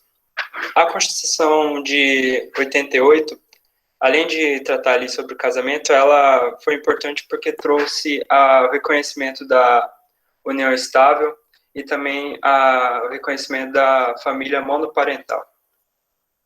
A família é um pilar, é a base da sociedade, e por isso ela recebe uma proteção especial do Estado, dando essa parte, inclusive, positivada no Código. A Constituição não difere as famílias, dando a mesma importância, a mesma dignidade para todas as famílias. O direito ao casamento ele já está pacificado, principalmente com a decisão do STF de reconhecer o casamento e a união estável entre pessoas do mesmo sexo. Entretanto, na doutrina, há uma divergência quanto ao casamento com uma pessoa transexual desconhecendo sua condição. Parte da doutrina vai entender que esse casamento seria válido, porque eles fundamentam que o gênero não daria causa para a desconstituição da família, nem para a incapacidade reprodutiva. Entretanto, a outra parte, que entende que esse casamento não seria válido, eles fundamentam que isso se trataria de um erro do tipo, na verdade, um erro essencial. O erro essencial, ele está regulado ali no Código Civil, ele se trata a respeito da identidade ou a qualidade essencial da pessoa, sendo capaz de caracterizar o aliciamento de vontade e, a partir disso, anular o casamento. Ele está regulamentado ali nos artigos 139, 1556 e 1557 do Código Civil. No final, uma das coisas mais importantes vai acabar sendo ali o estado psicológico do cônjuge, que vai orientar o seu grau de tolerância àquilo, considerando as suas convicções religiosas, o seu constrangimento social e até mesmo o seu grau de preconceito. No artigo que eu li, a autora ela dá uma sugestão para a solução dessa celeuma jurídica, né?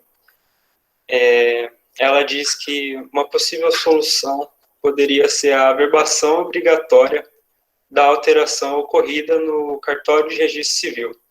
Então, ali no momento da habilitação para o casamento, né, o nubente, ele deveria reconhecer que está ciente da situação do cônjuge transexual. Isso daria ali uma proteção a mais às pessoas transexuais nesse ramo. Bom, do que eu queria falar do direito de família é isso. Aí agora eu passo para o meu colega Rafael.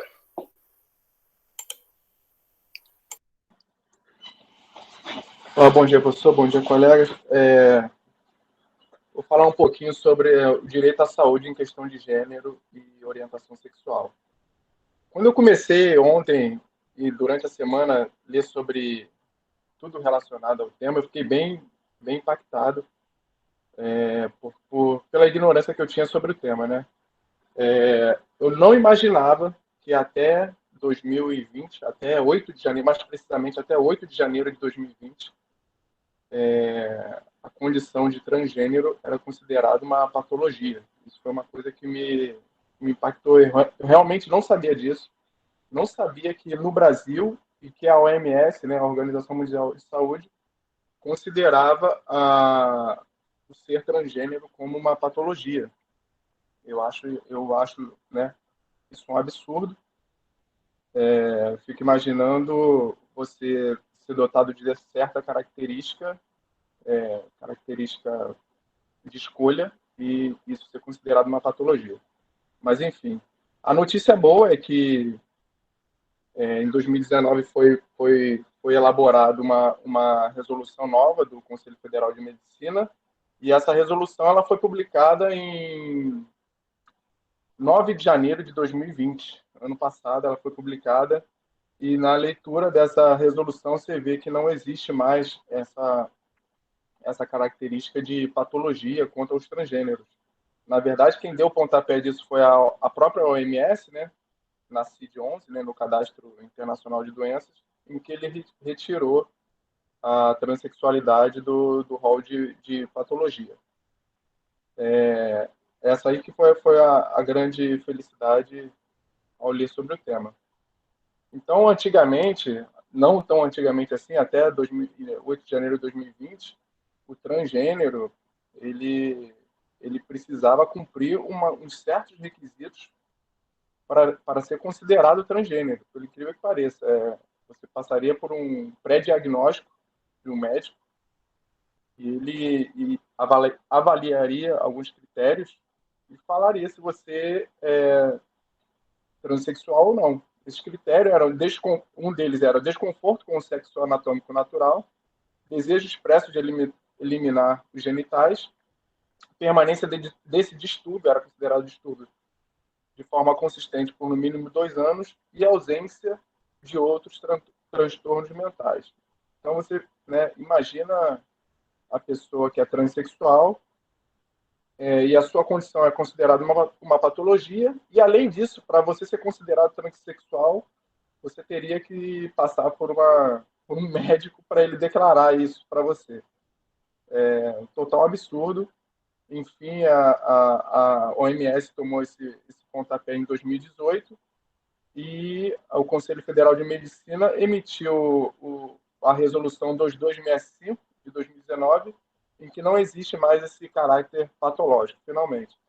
E aí, lá no texto desse Conselho dessa nova resolução, ele já fala da atenção integral e saúde do transgênero, né? E aí, quando se fala em atenção integral, está se falando da atenção básica, especializada, de urgência e de emergência.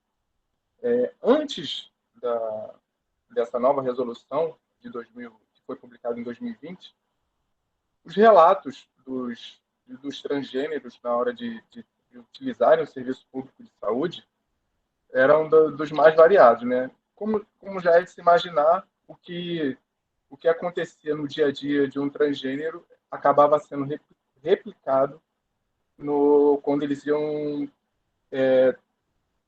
procurar um atendimento no sistema público de saúde, né? No SUS. Eu li um compilado, né, de estudos sobre o tema.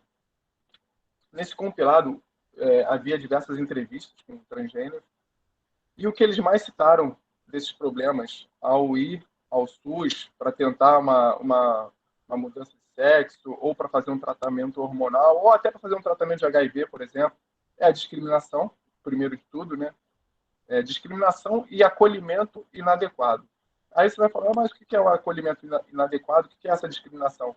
Às vezes o médico ele ignora totalmente o nome social do paciente, para ele, ou seja, você vê que um profissional ele não está qualificado, né? Acho que, como tudo no serviço público do Brasil, a gente encontra esse tipo de problema. Então, não respeita o nome social, e a discriminação de uma maneira geral, né?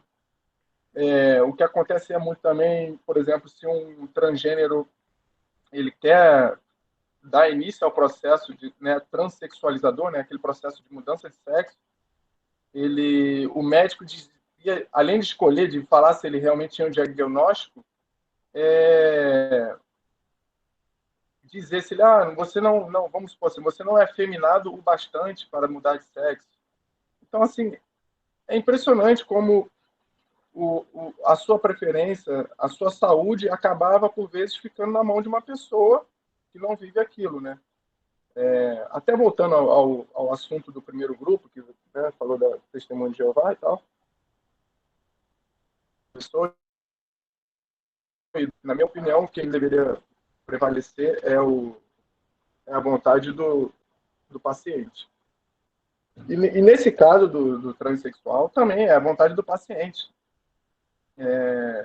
Não cabe ao médico escolher se eu vou mudar de sexo ou não, se uma pessoa vai mudar de sexo ou não. Quem tem que escolher é a pessoa.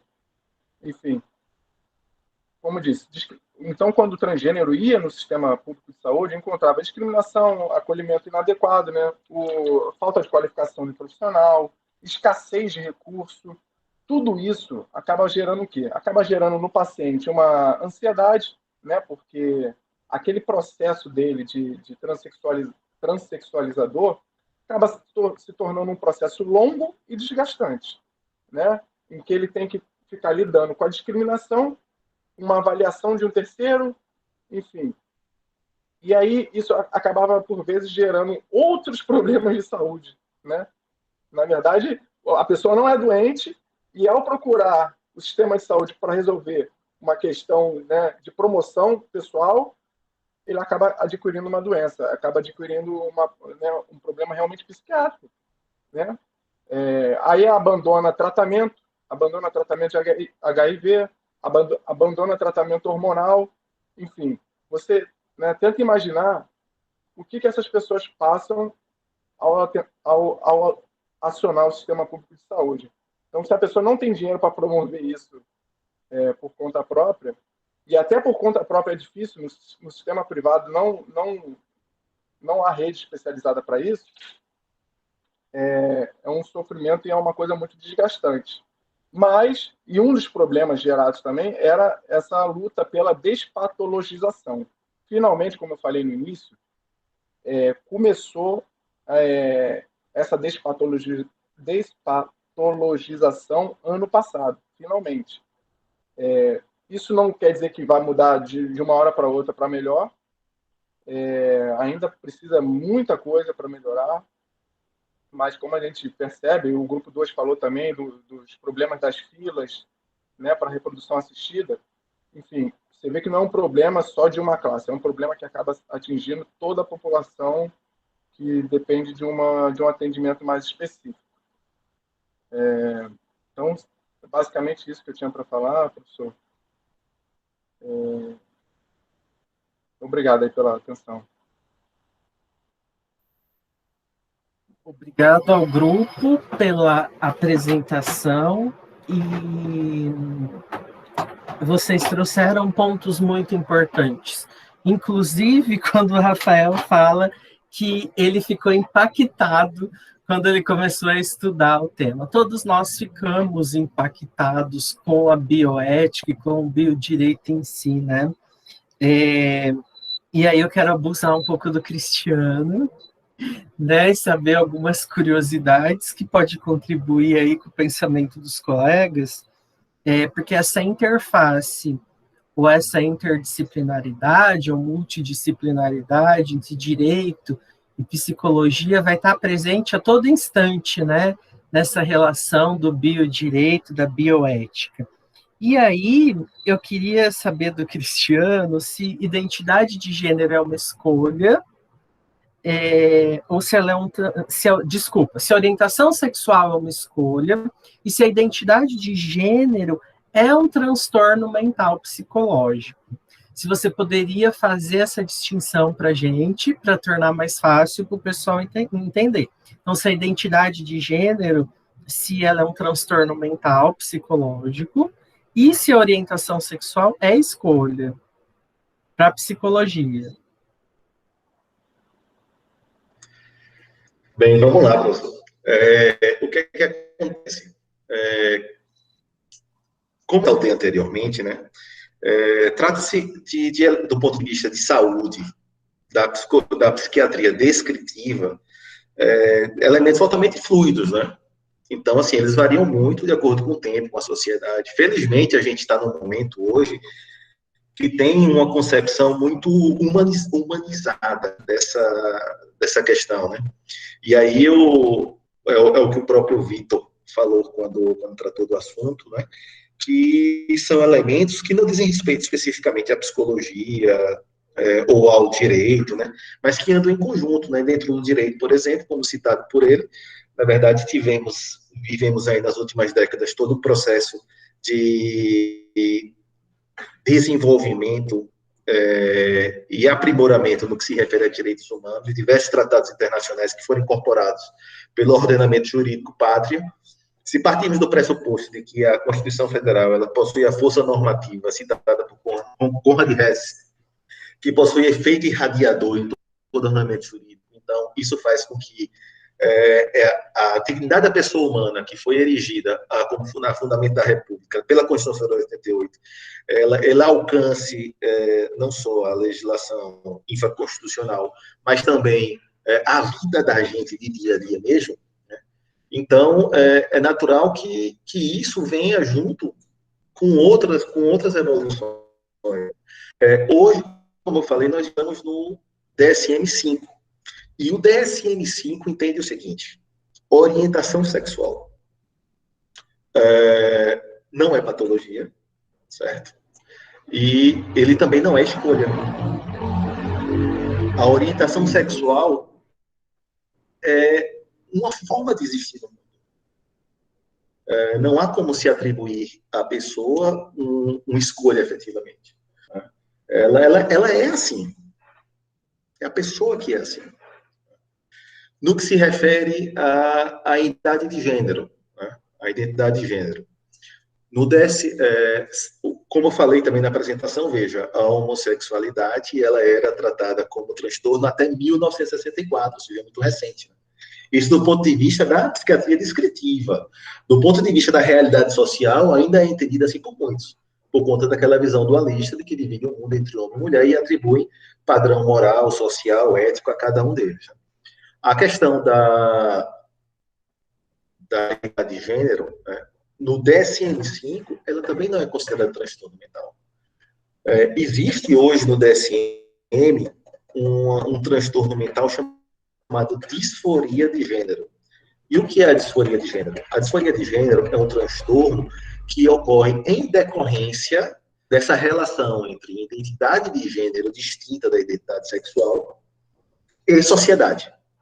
Ou seja, é quando você tem uma criança que, por exemplo, é um menino, mas que tem uma identidade de gênero diferente, de menina. E essa criança vai para a escola e sofre pressão na escola, sofre bullying na escola. Ela, dentro de casa, sofre bullying e sofre pressão do pai. Ela vai para a igreja e é descriminalizada pela igreja. Isso gera todo um conjunto de transtorno de ansiedade, transtorno de humor, e que é categorizado dentro do CM como disforia de gênero. Mas, no DSM-4, ou seja, a versão anterior a essa versão, se eu não me engano, é de 2003, o DSM-5, ou seja, antes do DSM-4, nós tínhamos transtorno de identidade de gênero. Ou seja, o DSM anterior, ele entendia que uma identidade de gênero diferente da identidade sexual era considerado transtorno. Elemento esse que foi corrigido e é tratado hoje de forma mais humana dentro da psiquiatria moderna, né? Assim como a orientação sexual, como mais uma das múltiplas formas de existir no mundo. É isso aí, professor. Espero ter respondido a pergunta. Respondeu. É só para o pessoal entender melhor qual que é essa distinção.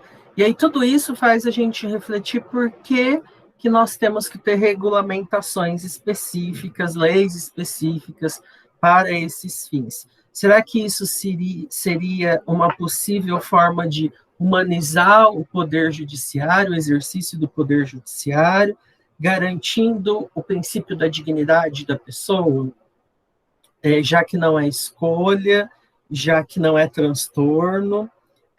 Foi importante o Giovanni também trazer a questão do casamento de transexuais, muito interessante, onde vai envolver essa relação de moral a todo instante, correlacionando as questões éticas, as questões, inclusive, vexatórias pelas quais essas pessoas passam, né?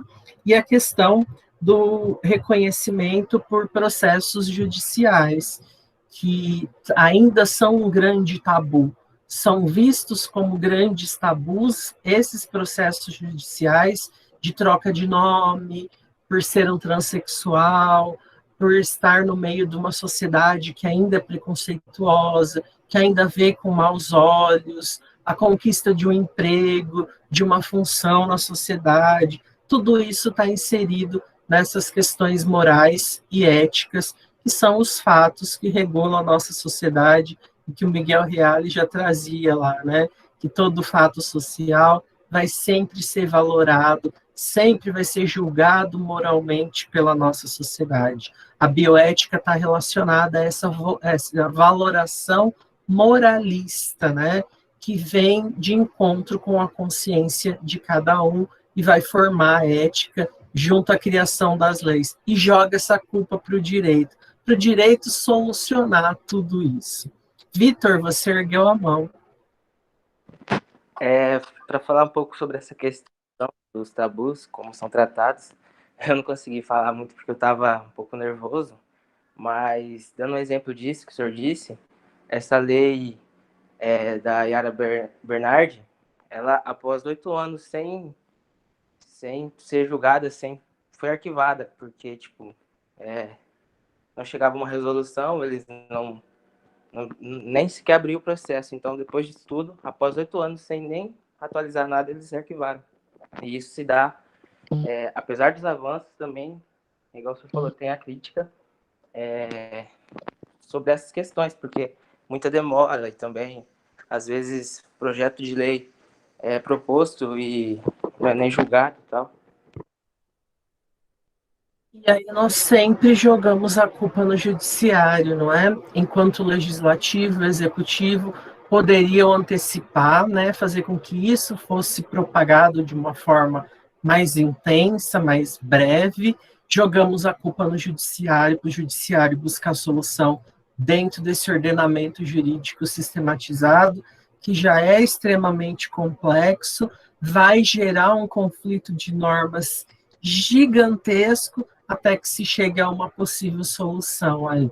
E somente os juristas que estão mais antenados é que vão conseguir trazer soluções para esses novos fatos jurídicos que estão acontecendo, que estão surgindo na nossa vida em sociedade. Surgindo, que eu quero dizer, que já existiam, mas que hoje estão sendo demonstrados de uma forma mais transparente, com o fato das pessoas assumirem realmente quem elas são, o que elas desejam, o que elas buscam, o que nós buscamos, né? Porque todos nós almejamos, e em qualquer momento da nossa vida, nós podemos estar ligados a esses temas relativos à bioética que nós estamos discutindo. Eu quero parabenizar os 3 grupos, agradecer pelas apresentações.